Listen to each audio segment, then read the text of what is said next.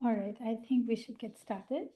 Um, hello everyone. Welcome to today's webinar on astrophotography, which is organized by the LIGO-India Education and Public Outreach. We have with us today Dr. Sumeet Kulkarni. Sumit is a very well-known figure in astrophotography. He is also an award-winning science communicator. Sumit has completed his PhD on gravitational wave astrophysics, and he was also a member of the LIGO scientific collaboration. So as you know that now is the perfect time of the year in India for night sky watching as well as astrophotography. And today we are going to learn, so Sumit has agreed to share his tips and tricks on how to get the perfect capture. So I'm looking forward to your talk. So I hand it over to, so my name is Debarati Chatterjee. I'm Chair of Education Public Outreach for LIGO India project, and I'm happy to welcome you all to today's webinar. So Saurav, I think you can go ahead and introduce Sumit. Hello, everyone. Thank you, Debarati, for the introduction of the program. Uh, I will just share my screen and we will have a introduction along with the introduction to the program. Hopefully, my screen is visible to everyone. Good evening, everyone. Welcome to the astrophotography webinar by Dr. Sumit Kulkarni, uh, which is organized by LIGO India Education and Public Outreach. Just for your introduction, LIGO India Education and Public Outreach is the outreach wing of the LIGO India project. We do a different, so majorly our outreach can be classified into 3 or 4 types of outreach, which is one of which is the national outreach, Hingoli outreach, and online outreach. Uh, so for in national outreach, we try to build a community of gravitational wave astronomers, engineers who would be working in LIGO India or the other gravitational wave detector projects. So we do this by organizing workshops or participating in tech fests or science festivals around the country. For Hingoli outreach, we try to interact with the local population. So what we do, so this LIGO India project is coming up in Hingoli, which is in central Maharashtra. Over there, we try to interact with the local population. We educate the teachers. So by educating the teachers, we expect that once we communicate the science to the teachers would be able to explain this to the common people, and this would be able this would educate the common people and even the students over there, so that they can join LIGO India in the future. Also, we host different we also host a Star Fest program where we have donated Newton Baba telescope, and so basically we got these telescopes from Newton Baba funds, and we donated these telescopes in to uh, 10 so to 5 talukas. We also organize different workshops specifically for them, and we also create content which is specifically for them in Marathi. So for example, there was a basic Python workshop which was specifically for them, so that the students of Hingoli can get some experience about Python and then work for LIGO India. uh, as far as there are some places where we physically cannot go. So we also do online outreach. So one of our good examples of a bigger series of our online outreach was the LIGO Livingston virtual tool. This was specifically made in Marathi so that this content can be communicated about LIGO and LIGO Livingston to the common people of especially Hingoli. uh, we also celebrate different days like the Children's Day, where we had posted quiz, which was a little easy level for the students, for young kids. We also have we also post informative reels explaining exceptional discoveries or something about LIGO. About the introduction to Sumit, Dr. Sumit Kulkarni is an award-winning science communicator and an astrophysicist. He was awarded a PhD degree from the University of Mississippi, where he studied black holes and gravitational waves, which have been published in many peer-reviewed journals. As a fellow of the LIGO Science Outreach, he has developed and delivered interactive programs and exhibits for the students at the LIGO Livingston Science Education Center. He has also written articles for the Los Angeles Times, not just for his subject of study, which is astrophysics, but also on the topics like COVID-19 and climate change, few of which have been featured on the newspaper's first page. Talking about his astrophotography skills, his outstanding astronomy photos were chosen to be featured in our 2024 astrophotography calendar. You can see over here, you can download it through our website. I'm truly delighted to have such a versatile and talented individual for our webinar, whose expertise spans science journalism, research, and astrophotography. Over to you, Sumit. Thank you. Thank you, Saurabh, for such a nice introduction. Thank you, Professor Debbie and Harsh and all the LIGO-India EPO team for having me. Hope you all can hear me well. And I will start sharing my presentation. Okay, so I'm really happy to see everyone in the audience here. Thank you for coming in the late in the evening. Um, I always love talking about my passion. Like I've given talks about physics and my research, but this is always a little bit more fun to talk about like something like photography that I've enjoyed doing. So let's get started. So I actually had a little interest slide for myself. So that I I'm from Pune and I did my master's from ISER Pune, through which I joined the LIGO collaboration. So here's a photo of me at IUCA where I did my master's thesis. And then in the US, when I moved to do my PhD, it was close to the Livingston LIGO detector. And a couple of pictures from me over there. So I think it's a really we are lucky and privileged to have one of these facilities coming to India and coming close to Pune as well, in Hingoli. Um, and as you know, like gravitational wave is like a famously not visual branch of astronomy, right? Like we study black holes, which are invisible, we study neutron stars, and these things, when they go around each other, they emit gravitational waves, which is more like hearing to vibrations of space-time, and you don't get to see stuff. So I think that's why, as I was doing my long PhD, during my long PhD journey, I picked up a hobby that was very visual, and that allowed me to again like do astronomy, but in a more artsy fashion. So. mm see, I think.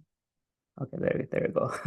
So over the past 5 years or so, I have really been mm, clicking pictures of the night sky, anything and everything in the night sky. So you know, beautiful like constellations, nebulae, the Milky Way, of course, different like starscapes, even the moon, and the sun. I was lucky to see the solar eclipse, which happened in the US last year.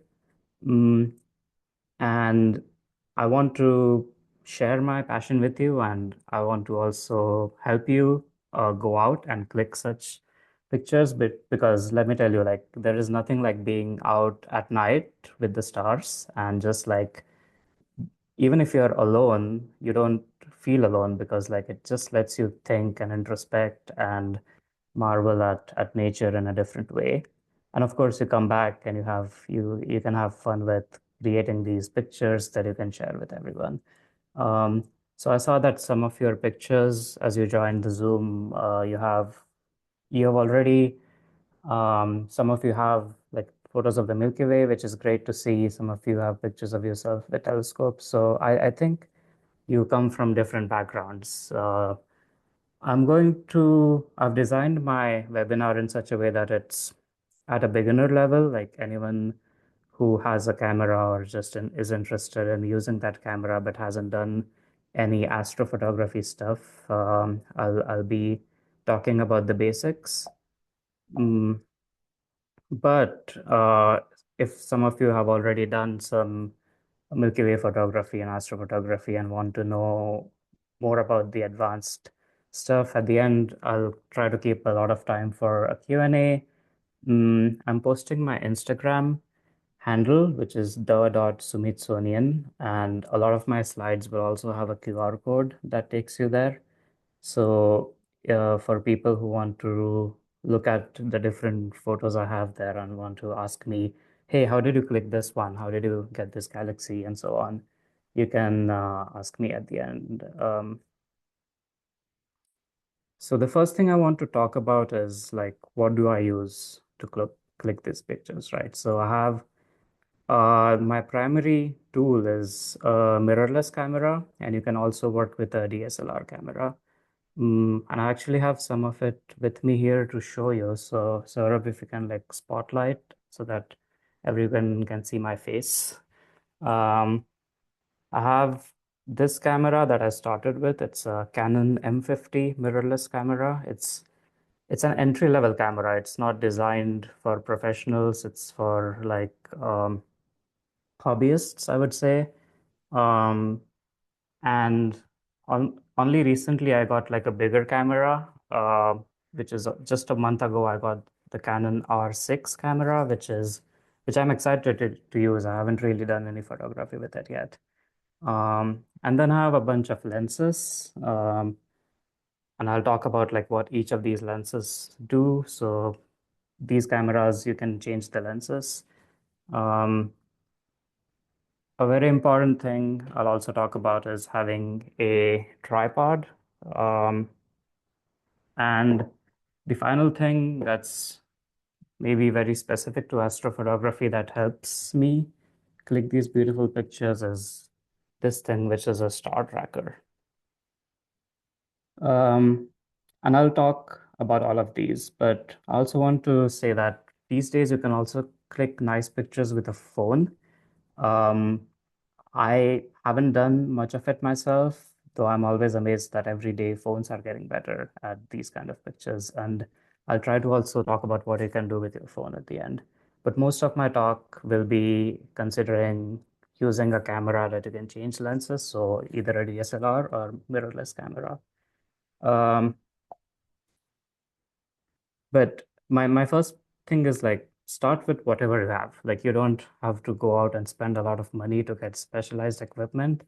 I certainly did not do that. So this little camera, the M50, I actually bought it because I thought I would be making these vlogs, which people were doing a lot of in like 2015, 2016.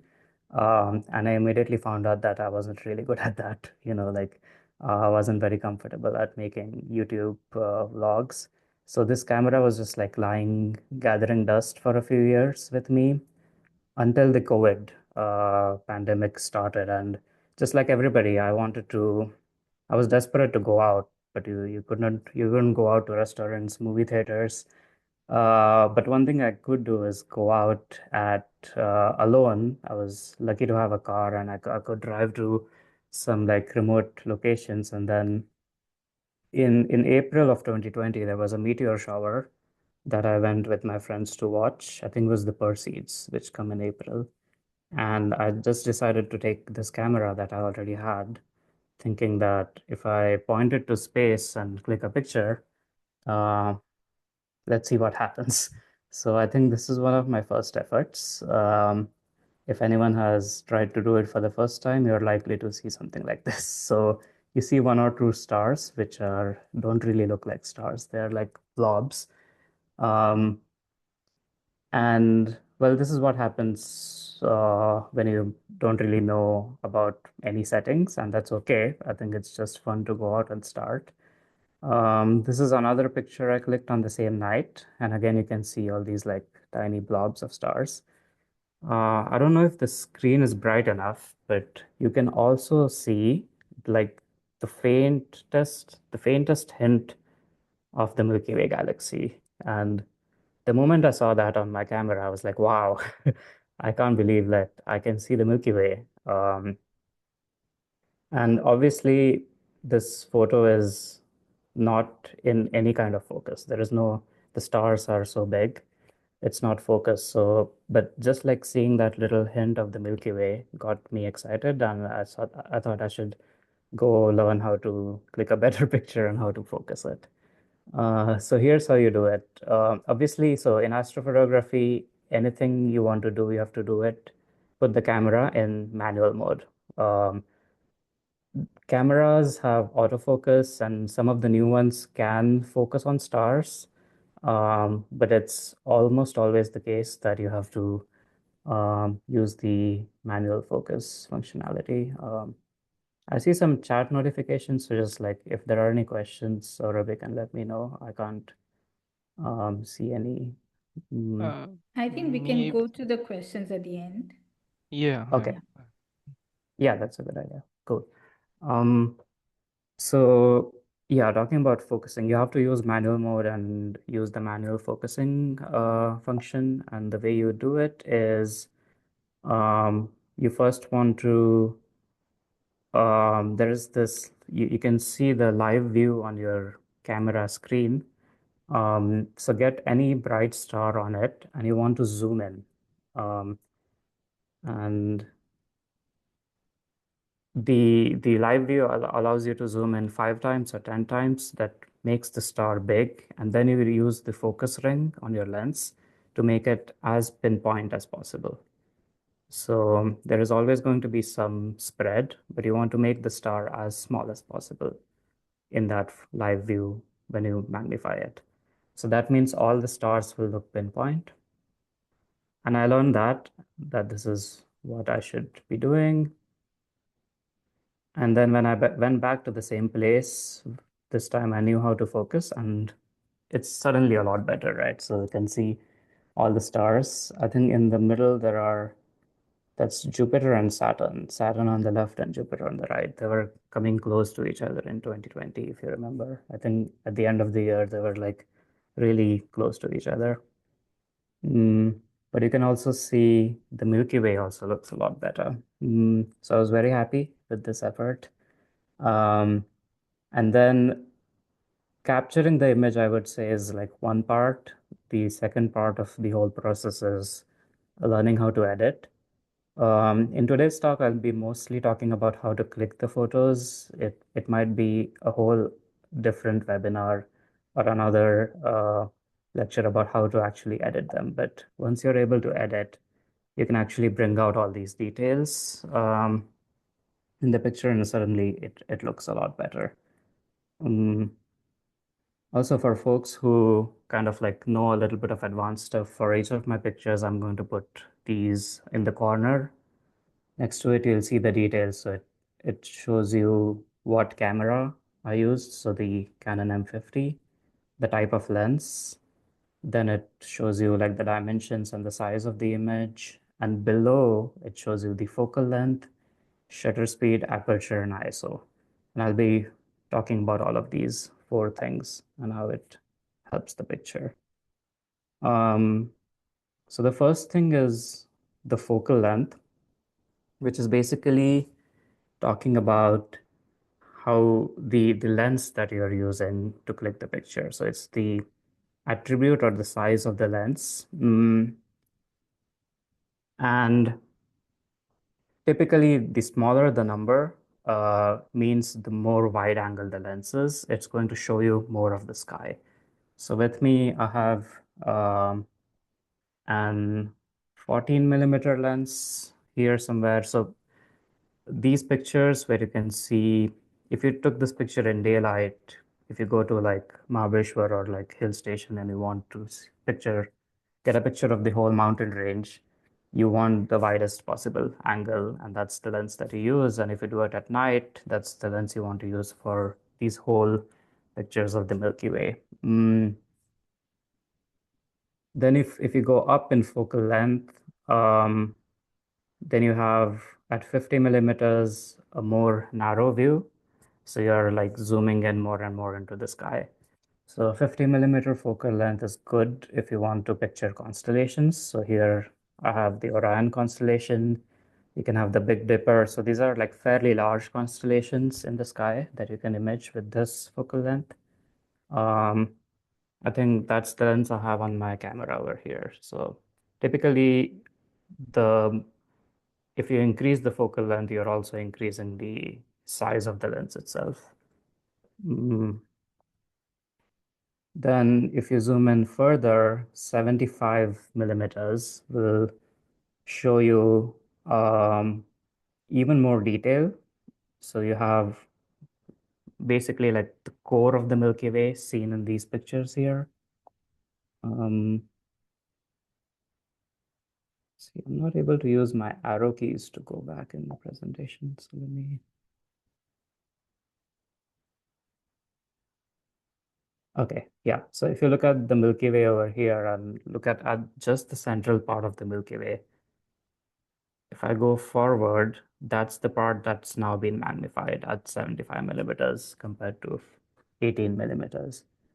Then at 200 millimeter focal length, now you're going into like the zoom lens territory. This is what you want to use to get like more deep sky, smaller objects. So if you want to get the Orion Nebula, which is on the right, or if you want to get the Pleiades, or the Kritika Nakshatra, as we say, like the Pleiades, Seven Sisters, the Andromeda Galaxy. And this is also a good focal length to use for moon shots. So if you want to get sunrises, sunsets, moonrises, moonsets, this is a great focal length. And then for sun and moon in particular, you can go even better. So that's the 450 millimeter. I should also say, if you go into this territory, the lenses also start becoming very expensive. So I don't have anything beyond this myself. People get amazing photos, especially with the 450 millimeter. You can make the moon so big and take a picture of something that's very far away that in the frame of the picture itself, the moon appears unrealistically big, like compared to some horizon objects like trees or cars and stuff like that. This is also a great focal length if you want to get a picture of like eclipses and get like more detail from the sun and so on. So that's about that was about focal length, like what you want to capture and what kind of lens you should use for that. But regardless of what you do, once you have that camera and lens fixed, the thing you want to then pin down is the three main attributes, which is the shutter speed, aperture, and ISO, that will actually control how your nighttime image looks like. And let's start with the shutter speed. I would say the main rule of astrophotography is to be hungry. You want to capture as much light as you possibly can, because well, if you're doing the sun and moon, it's a different story. But everything else in at night is really, really dark, and you know that. Uh, the I think the main rule also should be to get away from cities and light pollution as much as possible. And I'll keep talking about that. But once you're away from all that light pollution, everything is really dark. So you want to catch as much light as possible. Um, and again, these are the three ways, the three settings in your camera when you're operating in manual mode that control the amount of light that your camera gets. The shutter speed, ISO, and aperture. And in every camera, I think no matter what kind of photography you're doing, I think these settings are something you need to be familiar with, and they're typically like the three main things that the various dials on your camera can control. Um, so the shutter speed, I think, is the most intuitive and probably the easiest way to collect more light. Well, what you're doing is just keeping, like when you click, the the sound that you hear is the sound of the shutter opening and closing, the classic camera sound. So what you do is like just tell the camera to keep the shutter open for longer, so that more light has time to enter the and hit the sensor. But of course, if you just do that, and these are also called long exposures because they're open for longer. If you do that, of course, and if you are holding your camera in the hand, what will happen is that your hand starts shaking, and if you're even if you're focused on the star, you will see all the kinds of like patterns. Um, so the solution, of course, is to not hold the camera in your hand, but to use a tripod. And I would encourage you to invest in a tripod that is good and sturdy. A lot of people invest in good cameras, good lenses, but then they go for the cheapest possible tripod. And I say that because I did that myself in the past, and um, it's not helpful because like the weight of the whole camera and depends on what lens you're using, it can easily be like 10 kilograms or even more than that. And the tripod has to not only hold it, but be steady when it has all this weight on top of it. So use a good tripod, and you have to, when you're taking long exposures, you have to use a tripod. Though I would say that some of these pictures, especially the one on the right, is kind of like nice and artistic. It actually happened when I was using a tripod and the camera fell out. It's been a few times when that has happened, and I had some people with red flashlights. And one of them is me, I think. I just was just like running to get the camera up. So you can see all that like red flashlight and all the starlight forming these like patterns. And I think that's that looks beautiful in a different way. Mm. The shutter speed, you can also think of it in an analogy with our eyes. So our eyes definitely have a shutter, which are our eyelids. So these are kind of like external shutters. So if you close your eyes, that's shutter closed. If you open it, it's shutter open. Um, but that doesn't mean that when our eyelid is open, our eye is, yeah, it is constantly getting light, but it's not like a camera shutter because our eyes actually have an internal shutter, and that's how the neurons in our eyes, how fast they are processing the images or whatever we are seeing for us. And this is called the readout speed. So whenever a camera takes a picture, the light falls on the sensor, then all the electronics and the chip has to make sense of that image. So it kind of reads what the sensor has. Our brain is also doing the same thing. And I think it takes about 1/10 of a second, 100 milliseconds for our brain to process what's happening. And that time becomes the internal shutter speed of our eyes. Um, and that is why any movie we see that has a frame rate of more than 10 FPS or frames per second, and ideally more than 12 FPS, appears like continuous motion. Um, if it's less than that, we see blurry things because that's slower than our internal shutter speed. And that's how our eye works. Mm, so I actually asked this question when I was like working with the LA Times. What would happen if our eyes worked like a camera? If like we didn't have this internal shutter speed, and if we could just like, as long as our eyelid is open, if we could just collect more light, gather more data. And I made a little video about that. Mm,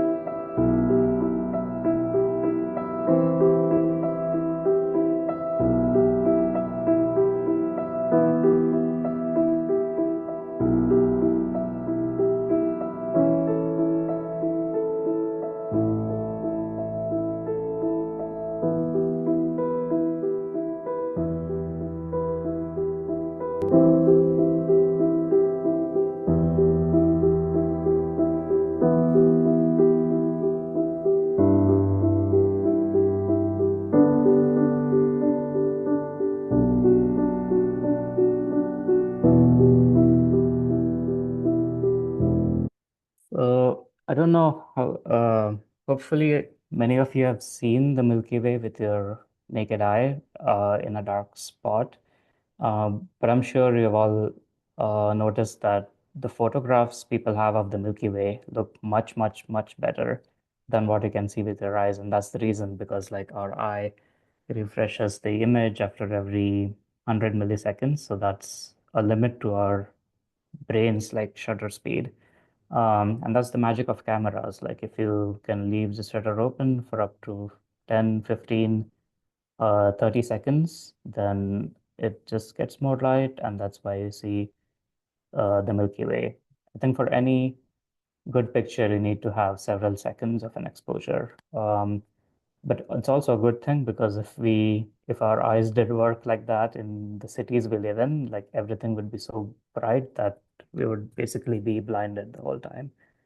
Um, so a lot of like photographers use shutter speed to actually capture things in action, or what's called the motion blur. Um, in one of my pictures, I also used it. It was actually a picture of the moon during a total lunar eclipse a couple of years back. And then I captured like some cars going around, so you can see these nice like tail lights of the car in motion in the same frame. Um, but of course, in astrophotography, the main use of shutter speed is to maximize the light coming in. But if you do that, there is also a trade-off. So even if you have your camera on a tripod, it's nice and steady, and if it's gathering light, um, the fact that you're not going to get a great picture if you keep the shutter open for a long time, and that's because the sky is like also moving the whole time. And I know like the actual thing that's happening is that the Earth is rotating, but from our perspective, the sky moves. It moves too slowly for us to notice normally, but if you keep looking at it for about an hour, you will see that the stars have moved by about, like, if you hold your wrist at, if you hold your hand, um, the fist that you see at an arm's length, that's how much the stars have moved typically in an hour.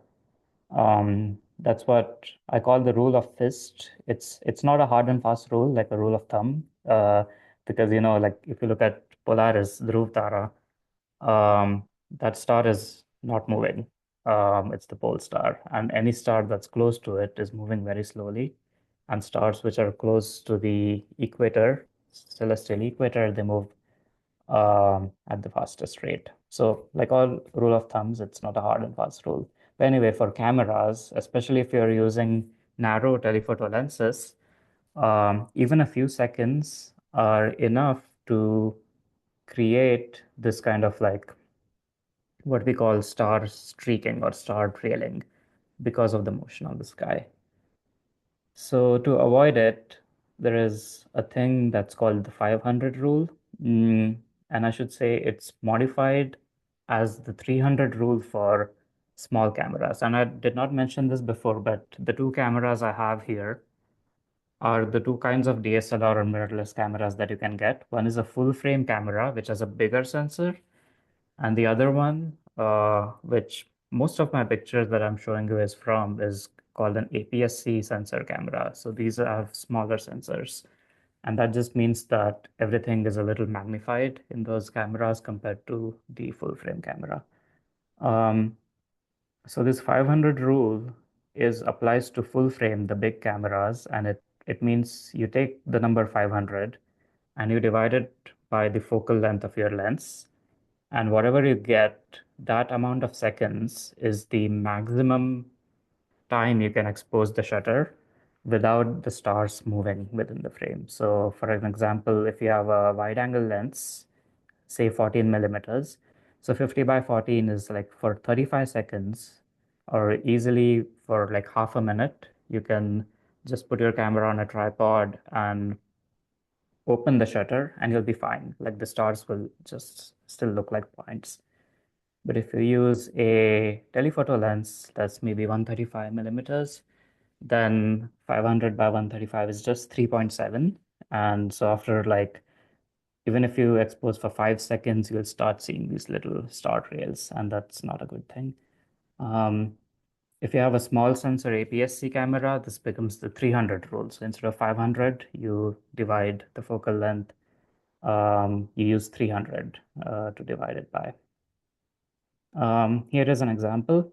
So I think this is a 135 millimeter telephoto lens, and I had left it open for 25 seconds and see what happens. Like in those 25 seconds, all these stars have moved. And this is actually a photo of a famous constellation. If anyone wants to keep that in mind, I will reveal it later what this photo actually contains. But look at the bright stars and the bright spot over here. Okay, so I think I would say for any meaningful photo of stars, you need at least 15 seconds of exposure. So what do you do like to avoid star trailing? Maybe one thing is to keep the exposure to a minimum and then look at the other two settings I mentioned. So there is the aperture and there's the ISO. So aperture, again, I'm going to use the human eye analogy. So we all know that we have inside our eye, we have this pupil. And if we walk into a very bright room, it contracts like the bottom picture.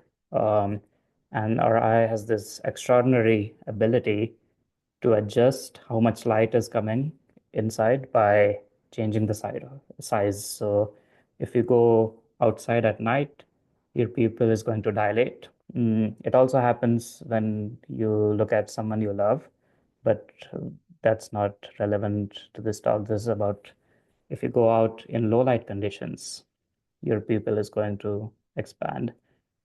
A camera has the same thing. The shutter kind of looks like that. It has this like opening, and actually forgot what that thing is called, but I'll just call it the shutter opening. It has the ability to expand and contract. And the lens has this opening, and I think it's just called the aperture. But basically, it's a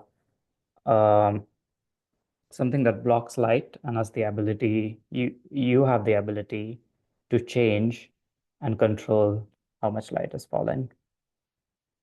This is something that's commonly referred to as f-stops or f-number. What does that mean? So on the right, you can see that f1.4, which is the smaller number, has the widest opening. And as the f number increases, the opening gets narrower and narrower. That's because the f-stop is mathematically the focal length of the lens divided by actually what is the diameter of that opening. And that means that if you have a lens that is always going to have a fixed focal length, there are zoom lenses, of course, commonly in photography, you have the ability to magnify and zoom. But in astrophotography, it's common to use lenses which don't have the zoom ability. They're called prime lenses. So the focal length is usually constant. So this one is a 135 millimeter lens. Then what it means that is if you are decreasing the f-stop, it means that the opening diameter is getting bigger and bigger. So let's look at an example. If you have a 50 millimeter lens and if you have f2, that means the focal length is 50 millimeters. And you can find the diameter from that above equation. So the diameter becomes the focal length divided by the f-stop number. So in this case, it's 50 by 2. That means the opening is 25 millimeters. And that's the diameter of the opening. So the area of the whole circle becomes 490 square millimeters. If you do the same thing with an aperture of 5.6 or a f-stop of 5.6, then the opening becomes 50 divided by 5.6, which is just about 9 millimeters. So it's smaller. It's about 2.5 times smaller, but the area of that circle, of that opening, is now 62.2 millimeters, square millimeters, which is 8 times smaller than f2. So that tells you the difference between how much, so if it's an 8 times smaller area, the light falling into the sensor is going to be 8 times lower than f2. I think you all know by now what setting you should use for astrophotography. You want the maximum opening, so the f number should always be low. Some of you might have the question, why are these like weird numbers? Why is it like 1.4 and 2 and 2.8 and 4 and 5.6? Why don't you have 1, 2, 3, 4? And the reason is just because um, if you have, because of these numbers, the area itself is changing in a linear fashion. So f1.4 to f1.2, the area becomes half, and it becomes half of that and half of that. It means that the diameter is changing in these weird numbers, but what photographers ultimately want to know is how much light is coming in. And they want to know like what f number will give you half the amount of light or a quarter the amount of light and so on. And that's why these settings have these kind of like f numbers. So normally in daytime photography, aperture is normally used to achieve depth of field. So a lot of like portrait photography, you want the subject to be in focus and everything in background to be blurred. And that's what the small f number or wide aperture, if you're letting a lot of light in, that you achieve this effect. It's also called bokeh, where the background objects are blurred.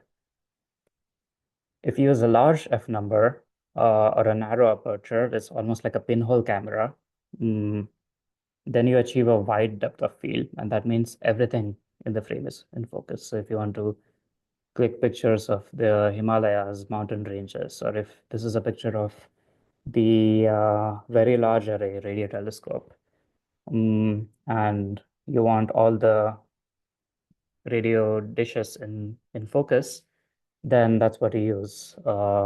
That's an aperture of f7.1, and that gets everything in focus. Whereas the picture of the baby is in an aperture of f2, I think. I can't see that. Basically, that's how you control depth of field. In astrophotography, as I said, we want to be hungry for photons. So we always use the widest aperture and the smallest f number setting on your camera. Ideally, you always want to have lenses that have f2.8 or lower. So if you want to purchase a lens for astrophotography, buy these prime lenses, which have fixed focus, or like fixed focal length, I should say, that allow for these like wide apertures. So f2 or even lower than f2. I would caveat this by saying that sometimes it is useful to narrow the aperture just a little bit, not the widest, but just a little bit narrower. And what it does is it adds some sharpness to the stars that are in your image. But it's to people's tastes. Like if I want a really sharp image versus like if I want like more nebulosity from the Milky Way, that's a choice that you have. Finally, we get to the ISO. That's the third thing that you can control. And it basically just measures how sensitive your sensor is to the incoming light. So lower the ISO, the less sensitive it is, as a rule of thumb. So if you have an ISO 200, if you shift it to 400, 800, for the same exposure time, so the same shutter speed, and for the same aperture, you will get brighter and brighter light in your final image. And this seems magical. By the way, even when I was making this talk, I always had this question, why is it called ISO? It turns out it's just like the International Standard Organization, the same ISO that you have ISO certification. It just comes from that. And it goes back to the time when people used film photography and had these film rolls. Every different manufacturer, like Kodak and all these people, were making different rolls, but there was a need for standardization. Like photographers wanted to know that if I buy a certain bit of roll, I'm going to get X amount of brightness in my pictures all the time. So they controlled how sensitive the film was by creating these standard of numbers. And that has translated now to digital photography, where you have ISO. Like when you did film, whatever ISO roll you bought, say it was a 400 one, like in this picture, you had to stick with it. But in digital, you can obviously change how that the chip is sensitive or how the pixels are sensitive. So you can change this ISO parameter easily. Mm. So it seems quite magical, right? Like you just increase the ISO and suddenly the sky is going to get brighter. It does come at a cost. And that cost is that it adds noise. By the way, the ISO, if you wanted a photographic term for it, it should be called a gain, because if you increase the ISO, it means that the pixel is emitting more photocurrent, or more gathering more electrons for each amount of light, or a fixed number of photons falling on it. Um, so higher the ISO means it's gaining more photocurrent for the same amount of light, and that's why it should be called gain. But anyway, the trade-off I was talking about is that higher ISO also increases noise. So this noise is because of thermal current. It's just like thermal fluctuations in the sensor, that if you're making the sensor sensitive, then all of this like thermal noise is also going to start showing up in those pixels. And randomly, some pixels will just flicker and saturate, just because of the temperature and how hot it is. That's why photographers, especially astrophotographers, love to work in cold climates. Um, Not only are the skies better, and as Debbie mentioned, like this is a good time to do astrophotography because it's cooler as well in winter. It also is going to lower the noise on your sensor. Um, but if this ISO sensitivity is up, it means that the noise shows up in the images and it makes them very grainy, and you don't want that. Um, I would say these days, a lot of like AI algorithms are getting better and better at doing it in the post-processing, removing this like graininess. But my recommendation is like just avoid it when you click the picture so that you don't have to worry about it later. So keep the ISO relatively low, which is in the 1,000 to 2,000 range. You need it to be high enough because we are doing like very low light photography. In daytime, you wouldn't need ISO greater than 200 or 400. But at nighttime, you need it a little bit more. But anything beyond that is going to add noise. So your first priority should always be to increase the light using shutter speed and aperture. With shutter speed, we have already seen the problem that if you leave it open for too long, you get starred rails. So how will you solve that, like without increasing the ISO? Mhm. We'll get that to that. We'll get to that in a minute. But one thing you can also do to tackle noise is do stacking. So stacking is an astrophotography like post-processing tool where you take all the pictures and you layer them one above the other. There is software that you can use that's called Sequator or Deep Sky Stacker. These are free software. Or you can also do it in Photoshop by combining each image as a different layer and blending them. Um, so what it does is that each the noise that is in each image is basically uncorrelated. So noise in one image is different from noise in another image. But if you stack them together, the stars are going to be in the same place. So the signal, which is the starlight, gets added, whereas the noise, which is like different in different images, gets like averaged out. So what you get at the end is better signal to noise ratio, and that's one way to lower the noise in your pictures. Another way to get more signal by opening the shutter for a long time and avoiding the star trails is just to move the camera along with the sky. And this is known as star tracking. So now we don't have to worry about the 500 rule anymore, because if you have your camera mounted on this kind of a device, it's a star tracker. It's basically a motor that makes sure that the camera is following the stars.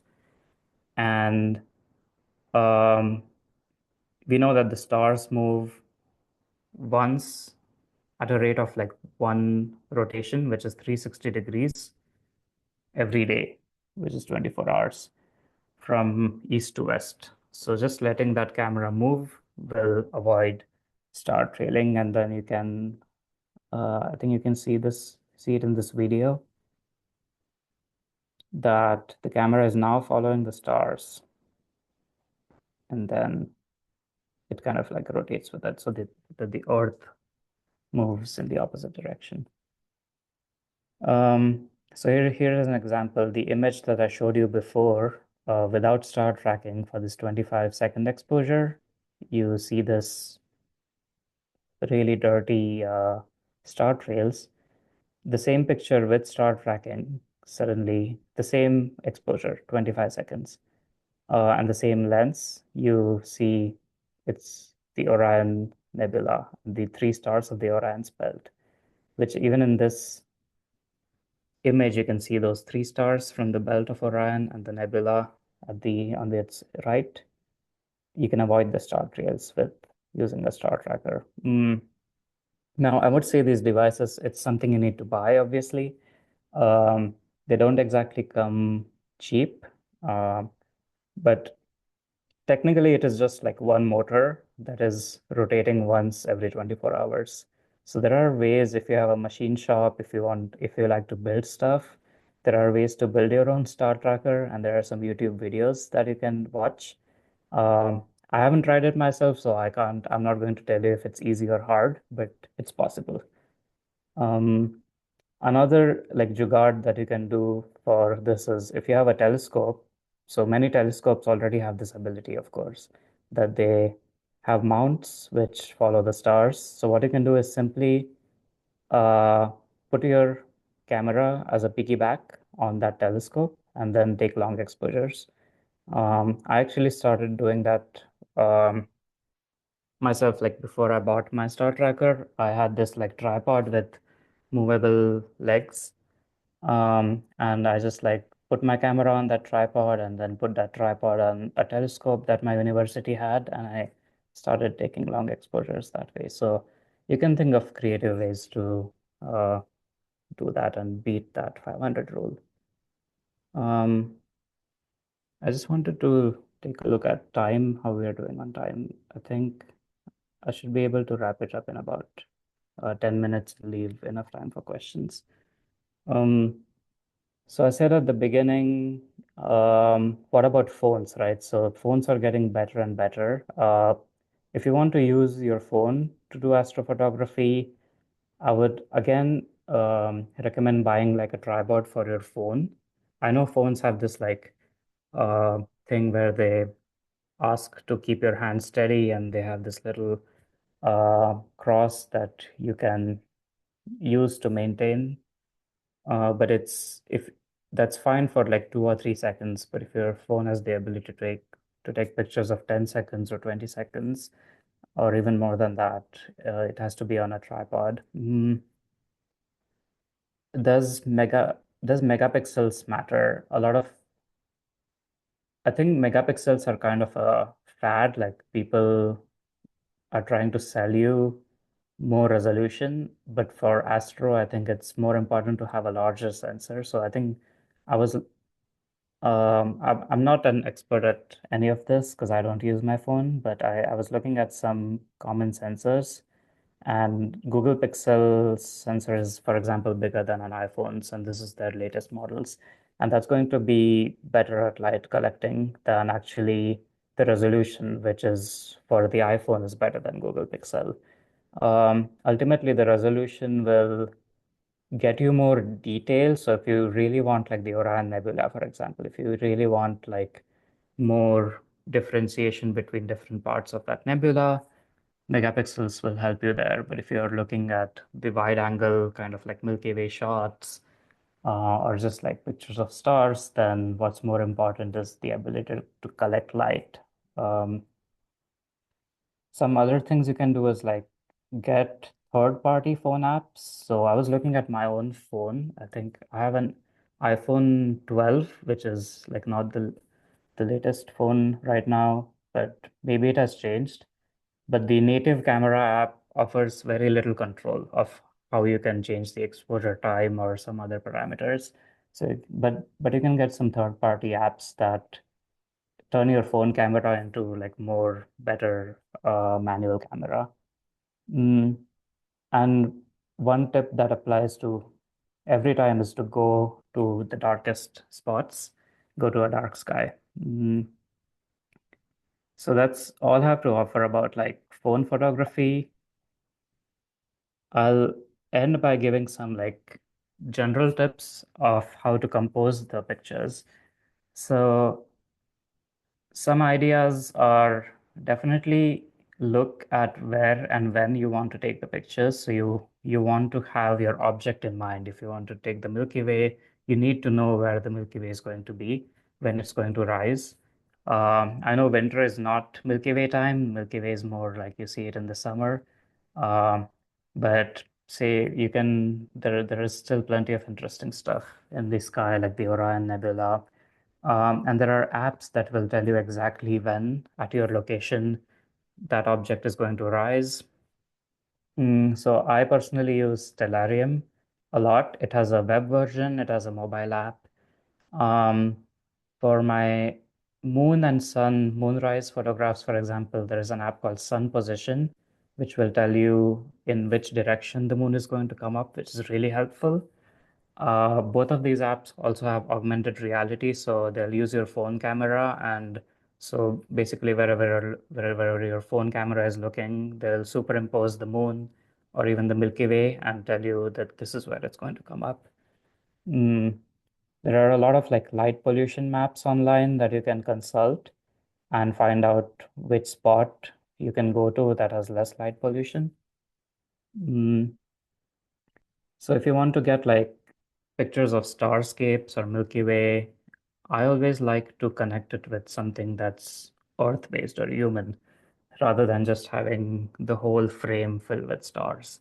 And it just adds that bit of like grounding to the photo. So find something that's interesting on the horizon. So maybe you have mountains, maybe you have like a tree line, and maybe there's a lake where you can see a reflection. Sometimes you can do Milky Way photography if it's like a rural, dark area. So I did this, the photo on the right, it has a church and it's like, it has like a concert venue. And it was still a pretty dark place, so I could like get all of that together. Um, if you drive somewhere, you can put your car or you can put some human-made objects in the same picture as well. So I think that contrast always helps. One trick I really like to use many times is to enhance how stars are looking. I think I've shown a couple of these photos before, and some of you might have been wondering, how do I make the stars look bright or stand out? The trick is to use like a fog filter or a mist filter for your camera lens. So it just like makes everything look misty. But if you're looking at a nighttime or a photo of the stars, what happens is the starlight gets diffused over several pixels rather than it being like a pinpoint. And because of that, the diffuse light is not going to saturate those pixels. If the pixels get saturated, everything looks white. The whole star area looks white. But if it's going to diffuse, the actual color of the star is going to stand out. So in the Orion Nebula, you see Betelgeuse, which is a red giant. That's a way to make it look more red, and stand out compared to Rigel, the star, which is white. Same in the photo below, which has the Scorpio, Eye of the Scorpion or Antares. That's a red giant star. So I really like to bring out the colors of the stars, blue or red, in the pictures using this trick. Um, if you don't have some interesting things on the horizon, you can always add to the photo and do some light painting. So if you have a red flashlight, you can ask a friend, or you can yourself go and get some interesting patterns. And that always looks good. Or you can like eliminate some foreground objects, and get creative. If you have patience, you can do videos at night. I have to say it takes a long time because each individual picture is anyway like half a minute long. And if you want to make a movie out of it, you have to take several hundred. So you have to be there for 2 or 3 hours. But at the end, you get some pretty nice results, like this time lapse I took a couple of months back of just like you see Orion here, you see the Pleiades rising over the lake. If you don't have patience, go capture the moon because it requires very short exposures, like less than 1 second. You don't need to worry about ISO or aperture because the moon is bright. But you do need a long telephoto lens, and you need to make sure you're at the right place at the right time. So do some background research and see where the moon is going to rise before you go. Mhm. So those are some tips, and I think you have to also be respectful of the time. And um, at this point, thank you for listening. I hope this was useful, and I'm happy to answer any questions.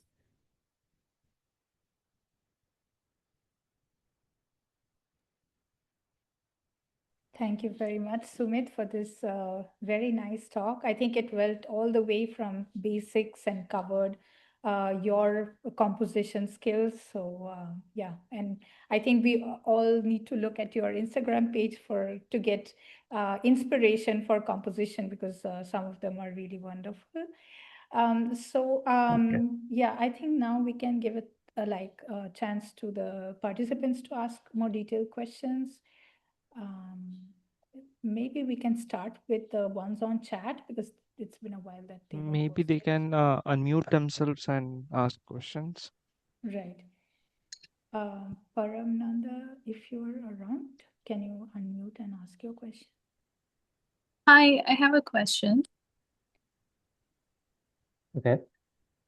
First of all, thank you so much for your very informative talk. It really looks like you have many years of experience working in the astrophotography field. So I just wanted to ask you from an astronomer's perspective, do you think that the night sky has gotten worse with respect to space debris like satellites or even artificial light pollution, or has it been fairly neutral? Like, do you have a lot of disturbance from satellites, like chalking out these lines in your photos? Is that a common occurrence? Yes, definitely. I think the main one is artificial light pollution. I have experienced the university I went to is in a small town in Mississippi. It's called Oxford. And the university had a special site for stargazing for its students, that I used to like go and teach labs.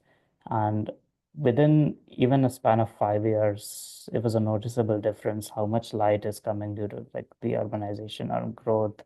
But also these LEDs, because the LED lights are white, in contrast to the previous like yellower tones. That light just spreads more in the sky, and they are cheap, so more and more people are putting out these artificial lights. So because of all these reasons, light pollution is definitely becoming more and more problems. And if you want to get better photographs, you have to increasingly go to more and more remote places. And in terms of satellites, also, yes, that's becoming like these Starlink satellite constellations, and they're becoming more and more common in these photos. They are more of a nuisance, I would say, if you want to do deep sky, like do nebulae and do galaxy pictures, and specifically for like research telescopes, because if there is a streak of satellite, that whole image becomes unusable. If you're doing it for your own outreach, or creating beautiful pictures, what you can do is like you normally have multiple exposures, and you can just discard the one that has a satellite in it. Or if you do the stacking that I mentioned earlier, normally in that stacking, those like streaks go away. But I think definitely it is a noticeable issue now. That's kind of like getting worse. Thank you. I'm just looking at the questions on the chat. So, Hello, sir. yeah.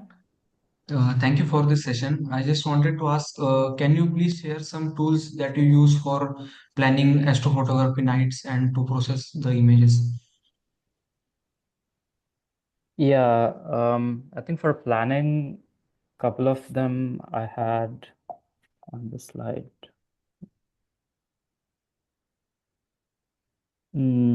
I think these two I keep using from time to time, Stellarium, um, Stellarium Web.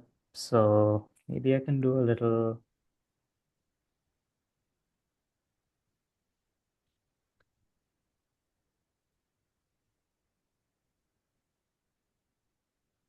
Okay, can you see this browser window? So it's like stellariumweb.org. I think you can put your location and time, and then it's going to show you when everything rises and sets. So I use this all the time. If you use it on your phone, they have an app, then that also shows you in your phone camera where everything is going to rise and set. I think, yeah, there is a link here, Stellarium Mobile. You can get it on Apple or Android. And then the other one, sun position, for specifically for sunrise and moonrise. Yeah, I think these are the two I use for planning. And does that answer the question? Okay, thank you.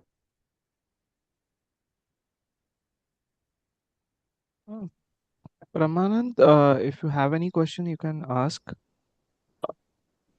Thank you for the talk, and I have some questions. I have write it down, but I think it is quite. My few friends have also asked me some questions, but I have not able to find such kind of experts like you to ask. Can I ask some questions, sir? Okay, yeah, I'll try my best. Okay, that is not a problem. There is a lot of questions because as we are enthusiasts, but my current situation, as we are hailing from West Bengal's rural architectures in that village like situation, my friends who are also studying physics and enthusiasts in astrophotography, they are quite every time they try different stargazing apps and all that.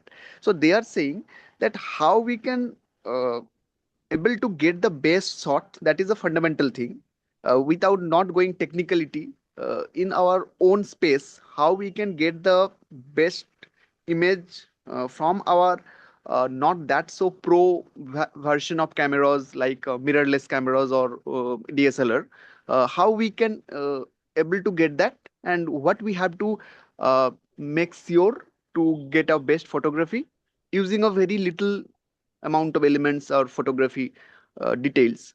And another thing is that how the computational photography works in the smartphone cameras, right? Like the recent Vivo series phone, who people are saying they are very much optimistic to getting the best output for the space photography and everything. So, how do you rate this?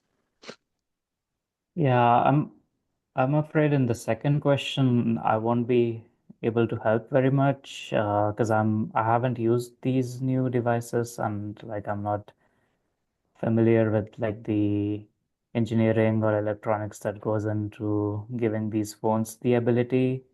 Because I know like even the new Pixel can take like several minutes of an exposure, but then internally it's doing some of the processing to avoid like star trails, for example. I think it's internally stacking the pictures and so on. And I'm sure there's AI involved in enhancement, like real-time image enhancement in these phones, but I don't know the details. But coming to your first question, my tip would be like any camera that you have, try to optimize the things I talked about as much as possible or to the farthest extent as possible. So maybe you don't have a lens that goes less than f2 aperture. Maybe it's like f3, f4, f5. And that's okay. Like go to the minimum with shutter speed, go to the maximum you can get without the stars moving and so on, and just test the limits of your equipment. And once you find that limit, the extreme limit where you can get a good picture where stars are in focus and they are um, visible, then you can do a lot of things in post processing that can enhance the pictures. So obviously, as you said, like there is a limit to the technical or the tools that you have, but once you optimize on that, you can then take like multiple pictures and experiment with stacking or learn different like Photoshop, astrophotography, processing techniques to make the pictures better. Yes, so yes, and because I have interacted with a teacher from international, the Calcutta Center of Space Physics. You know that center. Few sir has also guided me that you can get a very with a very little expenses or with very limited devices also you can get that kind of pictures if you have the best techniques you have learned, you are trained in that way, and you skilled. It is not about the great cameras or everything, but if you have the knowledge with a very okay amount you can get, and if you get the kind of advices from the experts who has used every kind of a techniques, every kind of a device and everything, that will be the best tip for us. They have also interacted me, I I think think. that's absolutely right. Like you can Yeah. have, So another question is, yeah. sorry for interrupting, Uh, the Ramanand, recent. maybe we can give chance to some others to ask question because we are short of time. Maybe you can have a conversation on. You can email him through his social media. So there's one more question I just wanted to read out because from Tony Matthew, he's asking, won't the star tracker motor movement or vibration cause any imperfection or disturbance in the image? Yeah, I think if I understand correctly, the question might say, um, like the motor itself is kind of like maybe not perfect. Like even if it's tracking the stars, there might be some other motion. Um, there is one thing like when you actually click the shutter, you're also moving the camera a little bit. But then the cameras have a setting where it will only start taking the picture like 10 seconds after you have clicked the shutter. So you can like give it time to stabilize. Um, and once the exposure is happening, yeah, try to not mm, like try to not disturb the tripod that it's on. That's also why I said like get a good tripod because like a good quality tripod will cause minimal motion. Um, but beyond that, I think these things are pretty good and they can remain steady and follow the motor movement itself, it's reasonably good. I think the imperfections you're talking about will become apparent if in a telescope, which is looking at a very magnified view, and that needs more precise control. But for most like camera photography and wide angle photography, even if that like tiny imperfection is there, it won't show up.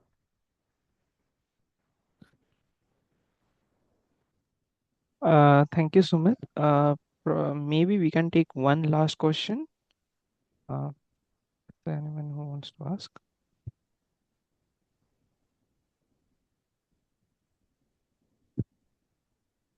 I have a tiny question.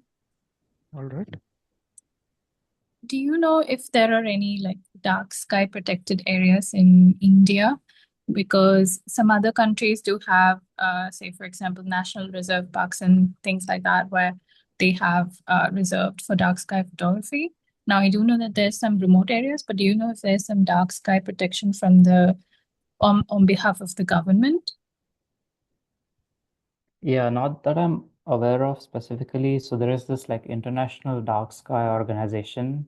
I think they're called Dark Sky International. And they have started like certifying places around the world, which are good for night sky or stargazing. Mm, I would check their website. I don't remember if they have certified any place in India yet. I They think that's have. just because So, they Sumit, have. there is Okay. the Hanle Dark Sky Reserve in Yeah, Ladakh, I was going to and say definitely. there's a growing number of, astrotourism villages across India right now. Yeah, definitely Ladakh and other places in the Himalayas are some of the best places, even in the world, to do this. And you can also look at the light pollution map and go by the colors. So any place that's blue or dark blue will offer very good photos. Any place that's like gray, it's some of the darkest skies. But these are also like very, very remote areas, I'm sure. So there are some questions about stargazing applications on mobile phones. So I think you already mentioned these. Yeah, I saw one about like the third-party camera control applications. I don't have a specific recommendation, unfortunately, but I think you might just need to find and play around and try some of those.